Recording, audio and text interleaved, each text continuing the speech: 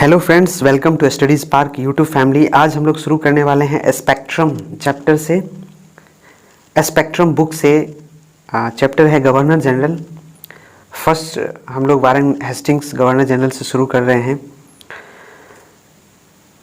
तो पहला क्वेश्चन है, वारेन हेस्टिंग्स का कार्यकाल क्या था? वारेन हेस्टिंग्स का कार्यकाल क्या था? ऑप्शन है 1773 से 1785। ये फर्स्ट ऑप्शन ही सही हो गया। वारेन हेस्टिंग्स का कार्यकाल 1773 से 1785 था। नेक्स्ट क्वेश्चन है, वारेन हेस्टिंग्स के कार्यकाल में पास होने वाला एक्ट।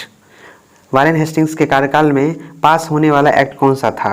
1793 का चार्टर एक्ट ये नहीं था। 1773 का चार्टर एक्ट ये था, ये पास हुआ था, इसीलिए आंसर हो जाएगा 2। ये सब नहीं होगा। तो वारेन हेस्टिंग्स के कार्यकाल में पास होने वाला एक्ट अगर पूछ ले तो 1773 का चार्टर एक्ट। नेक्स्ट क्वेश्चन है, गवर्नर जनरल एवं उसकी काउंसिल एवं कलकत्ता उच्च न्यायालय के मध्य शक्तियों का कार्यक्षेत्र स्पष्ट रूप से विभाजित कर दिया गया।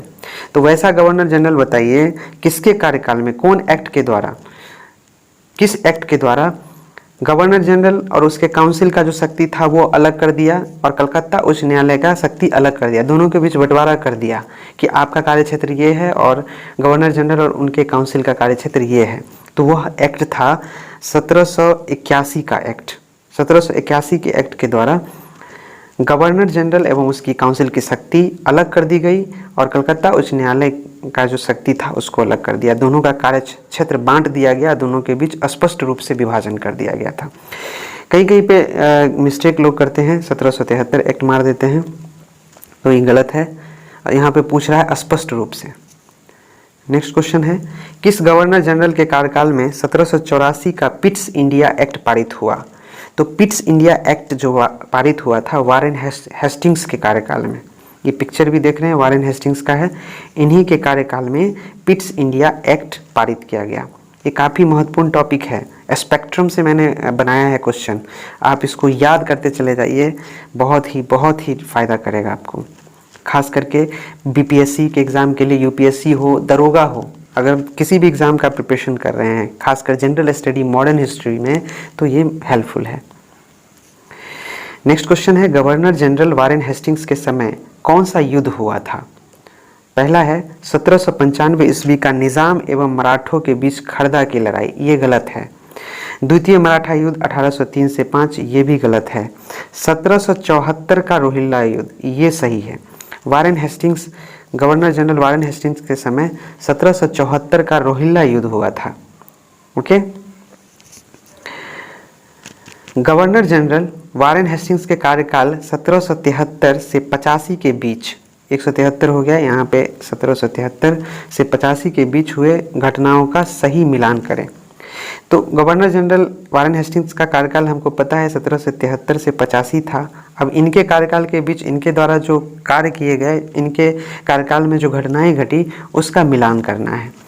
बोला जा रहा है 1775 से 82, 1780 से 84, 1784, 1782, और इधर दिया गया है सालबाई की संधि, प्रथम मराठा युद्ध, द्वितीय मैसूर युद्ध, एशियाटिक सोसाइटी ऑफ बंगाल की नींव। देखिए 1775 से 82 में प्रथम मराठा युद्ध हुआ था। 1775 से 82 में प्रथम मराठा युद्ध हुआ था। तो एक का ख हो जाएगा। देखिए इसमें कहाँ है, 2 जगह है, एक इधर है एक इधर है, 2 और 4 में। अगला ऑप्शन देखते हैं 1780 से 84 में। 1780 से 84 में द्वितीय मैसूर युद्ध हुआ था। 1780 से 84 में द्वितीय मैसूर युद्ध हुआ था, याद रखिएगा। 2 का ग, देखिए 2 का ग दोनों में है, इसमें भी है और इसमें भी है।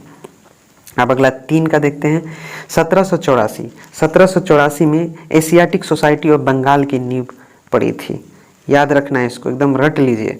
1784 में एशियाटिक सोसाइटी ऑफ बंगाल की नींव रखी गई थी। तो 3 का घ हो जाएगा, यहाँ पे छट गया, ये 2 आंसर हो जाएगा इसका, ऑप्शन नंबर 2। और 4 का क हो जाएगा, सालबाई की संधि 1782 ईस्वी में हुई थी, सालबाई की संधि, याद रहेगा।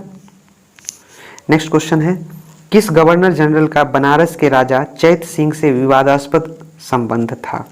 मतलब इनके साथ इनका बनता नहीं था, राजा चैत सिंह के साथ, और ये बनारस के राजा थे, राजा चैत सिंह। कौन सा गवर्नर जनरल था जिनका इनके साथ पटता नहीं था? तो वो थे Lord Warren Hastings. Lord Warren Hastings के द्वारा, इन दोनों में नहीं बनती थी। नेक्स्ट क्वेश्चन है, नंद कुमार को फांसी की सजा किस गवर्नर जनरल के कार्यकाल में मिली? तो नंद कुमार को फांसी की सजा वारेन हेस्टिंग्स के कार्यकाल में ही मिली थी, नंद कुमार को फांसी की सजा। नेक्स्ट है, अवध के बेगमों की जाति किस गवर्नर जनरल के कार्यकाल में हुई? अवध में जो बेगम हुआ करती थी उनके साथ जो जाति हुई, वो जिस समय जाति हुई थी उस समय गवर्नर जनरल कौन थे? तो वारेन हेस्टिंग्स। इसका आंसर हो जाएगा वारेन हेस्टिंग्स। इन्हीं के काल में अवध के बेगमों के साथ जाति हुई थी। जाति मतलब समझ रहे हैं, बेइज्जती, उनके साथ अन्याय। नेक्स्ट क्वेश्चन है, वारेन हेस्टिंग्स के द्वारा किए गए कार्य।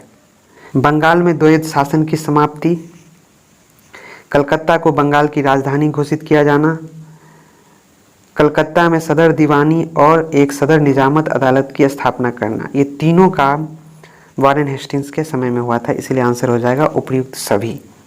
वारेन हेस्टिंग्स के द्वारा बंगाल के द्वैध शासन की समाप्ति की गई थी, कलकत्ता को बंगाल की राजधानी घोषित किया गया था, कलकत्ता में सदर दीवानी और एक सदर निजामत अदालत की स्थापना की गई थी।